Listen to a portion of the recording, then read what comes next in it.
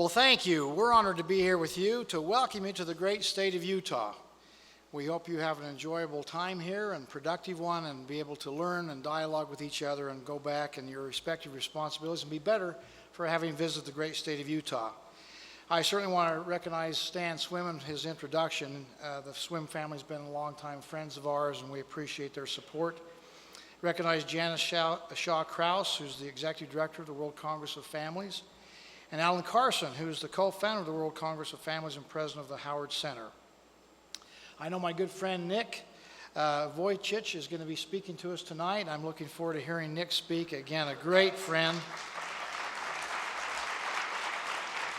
You know, his example speaks volumes, I think, for the importance of life and the significance of every life and every human being that has, and the contributions that each of us can make. So I'm looking forward to having his inspiring message to us and listen.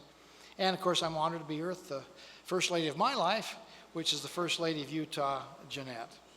Let me just mention a couple of things here. And yesterday we had a great and unique opportunity that probably only is going to happen once.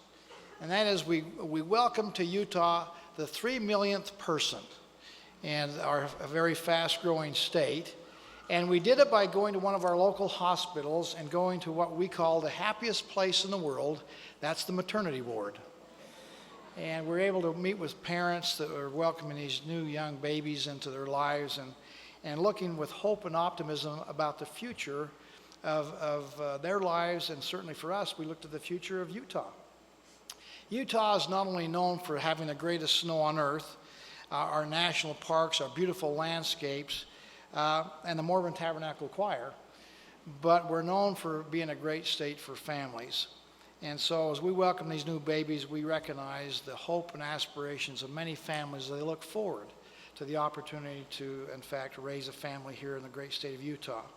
I was privileged, like many of you, to be raised by wonderful parents and have a great family life in my growing up, which shaped me today. My father was raised on a farm. And he taught me a very valuable lesson one time as we had a garden in our backyard. And he said, the most important thing, Gary, about gardening is to have good soil. If you have a fertile soil, you can plant your seeds and have a bumper and a good harvest. Well, I use that as kind of a metaphor because that's the important aspect of families. It's a place, in fact, to raise and to nurture. It provides the right foundation or seedbed from which wonderful families produce citizens and great leaders of tomorrow that will come from those family environments. So we applaud the efforts of many here today. We concur with Pope John Paul II, who said, as the family goes, so goes the nation, and so goes the whole world in which we live. Now, to that extent, I'm very proud of our First Lady who understands this important principle and has her own initiative that she's doing here in the state of Utah that she'd like to say, and I'll have her express to you as she welcomes you to Utah. So, Jeanette.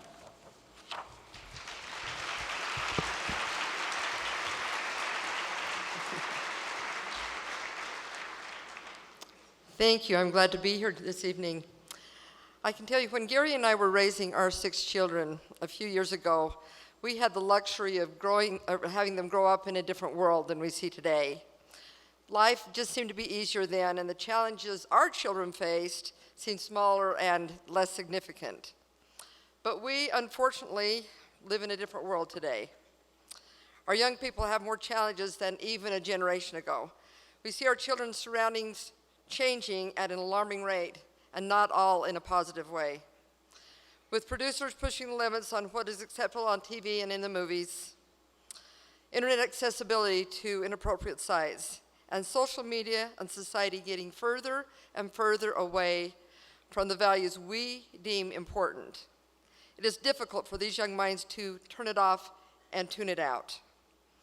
I do have great concern for these children, both in our state and all over the world.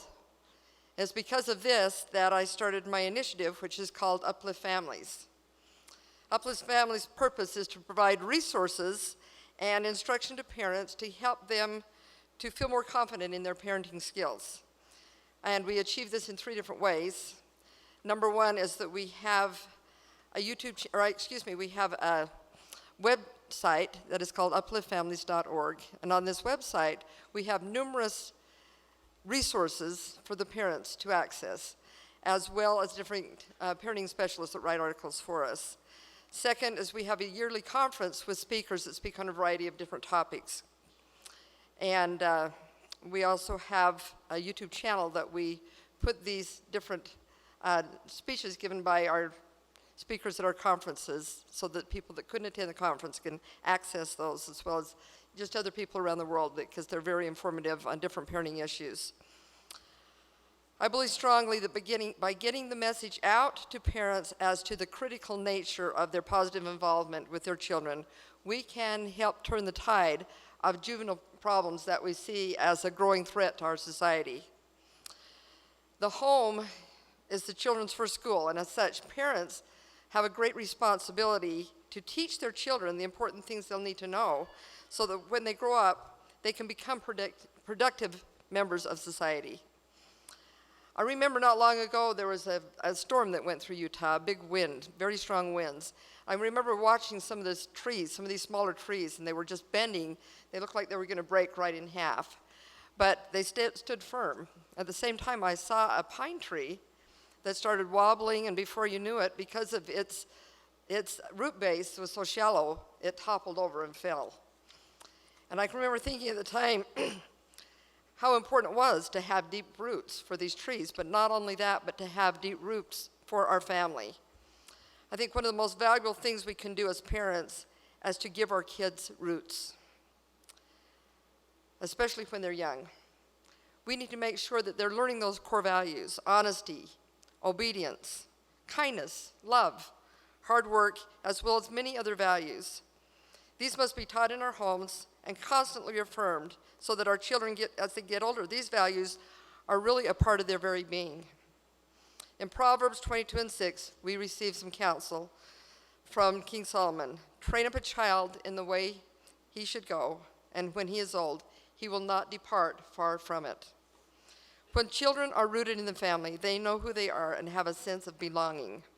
They will have learned the difference between right and wrong, and they will have an inherent desire to stay on track. Giving our kids roots will keep them from falling over when the strong winds of negative societal pressures try to topple them. To quote Holding Carter Jr., there are two lasting bequests we can give our children. One is roots, the other is wings. Families truly are the cornerstone of our society. To have a strong, viable state, country, and world, we must have strong, viable families. I thank you all for the part you play, both individually and as a whole, to help support and strengthen the family. Thank you.